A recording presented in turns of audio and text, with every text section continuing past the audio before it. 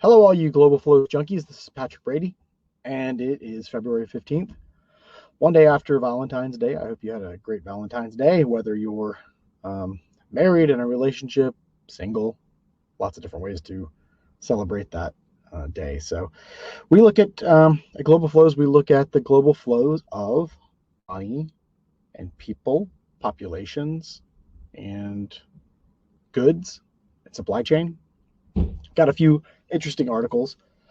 I mainly focus on China because that's where my main interest lies. So Coldplay has a request. They really, really want to play in China. They play it all over Asia, and there are lots of barriers to getting into China.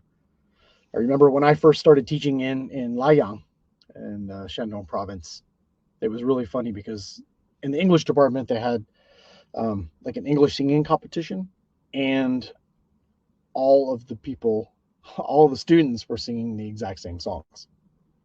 My Heart Will Go On by Celine Dion and Careless Whispers. And you heard kind of everything, like the songs repeated over and over again. So that was pretty interesting. So Coldplay is trying to get into China to have a concert. U.S. set to overtake China as Germany's top trading partner.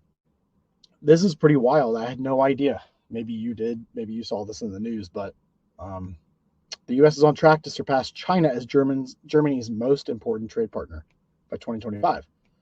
It's really soon. That's just next year. So you can see examples here of drops in car and chemical products, and imports from China fell by almost a fifth to just under 156 billion euro.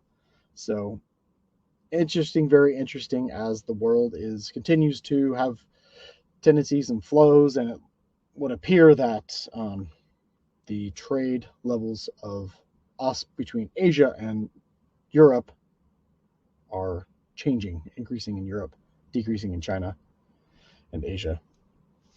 I think a lot of that would be energy as well as U.S. exports. Here's an article from Wall Street Journal about China real estate crisis, state housing. So back in Mao's era, of course, people had no right to own property. China would provide its people with the iron rice bowl. Iron, Tiafanwan, just means like they will provide for you, they will give you housing, like the Communist Party will take care of you if you pledge your loyalty and your work and your sweat and tears, then they will provide everything for you. You can have a comfortable life. You won't own much, but you can live very cheaply, and they provide everything for you. Of course, to get anything that you wanted personally was impossible, and then if you wanted something like property or some other thing for like personal possession, you'd have to apply for it and go up the chain of command. So it would appear that the Communist Party, now under Xi, is aiming to regain state control over a country's struggling real estate market. Down at the bottom, the goal is 30% of state-built housing in China, currently 5%. That'll be fascinating to see how the populace feels about that. On the one hand, people will be provided for. On the other hand, reducing personal possessions and property really goes to the extreme in the socialistic point of view.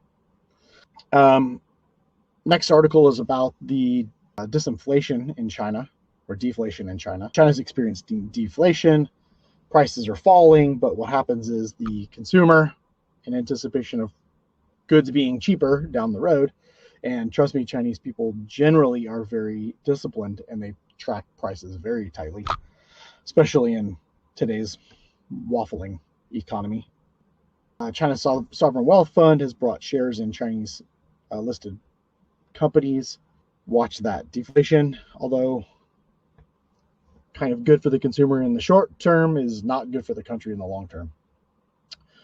Okay, interesting article about China's Hyperloop train, and I'll just call to attention speeds of 1,243 miles per hour by the end of the decade. And an example is a train from New York to Los Angeles in less than an hour. You can believe that. So, really interesting. See if they can accomplish that goal. If so, well, they're light years above everybody else. Young Chinese fed up with family pressure opt out of Lunar New Year. When I was back in China, that was 2001, 2002, 3, 4. Um, Chinese New Year was this time where everybody in the country was off. They probably still do that, but definitely people went back to their hometowns. They took time off from work and they all ate together. They watched the same programming. It was kind of like everyone in China showed the same brain for a while and watched the same show. It would seem that things are very different now here in 2024. Many Chinese people are opting out of the traditional Lunar New Year, and there's a trend called Duanqin. I don't know the pronunciation, which tones, but it means cutting off relatives. And they don't want pressure from parents about family, about their job, about, youth unemployment is, I got reported to be very, very high. So they don't want to talk to their parents about it. They're not really interested in traditional family values. They're really interested in solving their own lives. And it would seem that a lot of youth want to leave China and maybe travel to other areas. And lastly, China's population projected to decrease by 60% by the end of the century. Okay, this trend, a lot of people that I listen to, you probably listen to too, talk about the downward trend of demographics in China, and they probably have the most extreme case in the whole world of a lopsided, top-heavy society. So we'll see how that works out, but that's going to be a major problem that they will definitely need to address. Significant economic impacts, weakening both China and the global economy. Okay, those are some articles. Hope you found it interesting. I'm trying to support you guys and serve you to bring some really cool articles that I think are really interesting. Hopefully you do too. And if you know somebody who would be interested in these articles as well, please pass it on. All right, great. Have a great week and a great weekend.